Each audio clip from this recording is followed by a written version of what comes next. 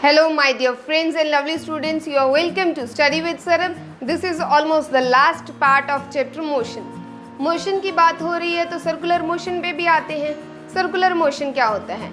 जब कोई ऑब्जेक्ट एक क्लोज्ड लूप में घूमता है, दैट इज सर्कुलर मोशन। वैसे ये आपको डेफिनेशन है नहीं सिलेबस में सर्कुलर मोशन की, बट फॉर द कॉन्सेप्ट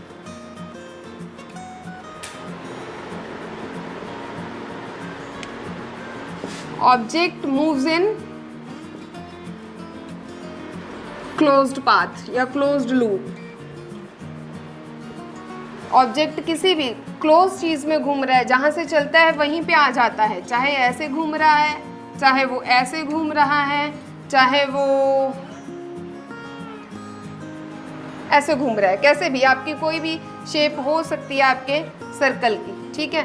तो ये क्लोज लूप्स है, इनमें अगर ऑब्जेक्ट मूव कर रहा है तो वो सर्कुलर मोशन में है। अब सर्कुलर मोशन यूनिफॉर्म है कि नॉन यूनिफॉर्म है वो देखना होगा। इसमें डायरेक्शन तो बार बार चेंज हो रही है, मीन्स वेलोसिटी उसके पास है। अब यूनिफॉर्मिटी और नॉन यूनिफॉर्मिटी किस पे डिपेंड करती है? That depends upon the magnitude of speed, magnitude of velocity, speed पे या मैग्नीट्यूड ऑफ वेलोसिटी पे। अगर उसकी स्पीड कांस्टेंट है या उसका मैग्नीट्यूड ऑफ वेलोसिटी कांस्टेंट है तो वो ऑब्जेक्ट किस में है? यूनिफॉर्म मोशन में। If object has constant speed in a circular motion,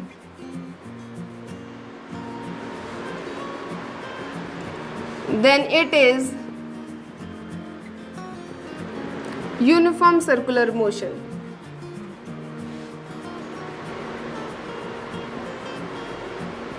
तो ऑब्जेक्ट का जो मोशन है वो यूनिफॉर्म सर्कुलर मोशन होगा। और जब भी कोई ऑब्जेक्ट सर्कुलर मोशन में होता है वो हमेशा ऑलवेज एक्सेलरेटेड होता है।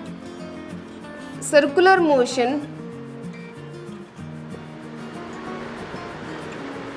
Is always an accelerated motion।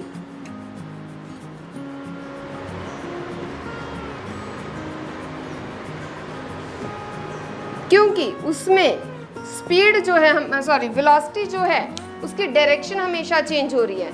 Velocity change हो रही है क्यों? क्योंकि उसकी डायरेक्शन चेंज हो रही है। तो जब भी ऑब्जेक्ट सर्कुलर मोशन में मूव कर रहा है, चाहे उसकी वेलोसिटी सेम है चाहे वो अलग अलग है, वो हमेशा एक्सेलरेटेड मोशन में होगा। अगर स्टूडेंट्स क्वेश्चन करते हैं कि अगर वो है ही सर्कुलर मोशन में, हमें क्या पता वो किस डायरेक्शन में है, वो तो गोल गोल घूम रहा है। तो उसके लिए एक एक्टिविटी कर सकते हैं कि आप एक थ्रेड लीजिए, थ्रेड के साथ आपने एक स्टोन टाई कर लिया, आप उस स्टोन को घुमा रहे हैं हाथ में पकड़ के इस तरीके से। तो अगर स्टोन घूम रहा है, अगर आप उसको छोड़ दो एक पॉइंट पे, मान लीजिए आपने यहाँ छोड़ दिया, तो वो स्टोन किस साइड गिरेगा? इस साइड। अगर आपने इस एंगल पे छोड़ा तो वो इस साइड गिरेगा, अगर इस एंगल पे छोड़ा तो इस साइड।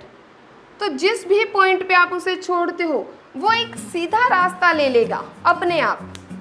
तो वो जो सीधा रास्ता लेगा दैट इज डायरेक्शन, वो उसकी मोशन ऑफ डायरेक्शन थी, वो उसकी डायरेक्शन ऑफ मोशन थी उस पॉइंट पे। इस पॉइंट पे इसकी डायरेक्शन ये थी, इस पॉइंट पे ये थी, इस पॉइंट पे ये थी। तो आपको पता चल जाएगा कि किस पॉइंट पे उस ऑब्जेक्ट की सर्कुलर मोशन में कौन सी डायरेक्शन थी। So this is all about the circular motion. Motion chapter खत्म हो चुका है, नेक्स्ट चैप्टर हम शुरू करेंगे फोर्स। उसके लिए मेरे साथ जुड़िए, चैनल को सब्सक्राइब कीजिए, बेल आइकन प्रेस कीजिए ताकि आपको नोटिफिकेशंस मिले, और जितना हो सकता है इस चैनल को अपने फ्रेंड्स के साथ ज़रूर शेयर कीजिए ताकि उनको भी सारे डाउट्स क्लियर करने का मौका मिले। Thank you so much.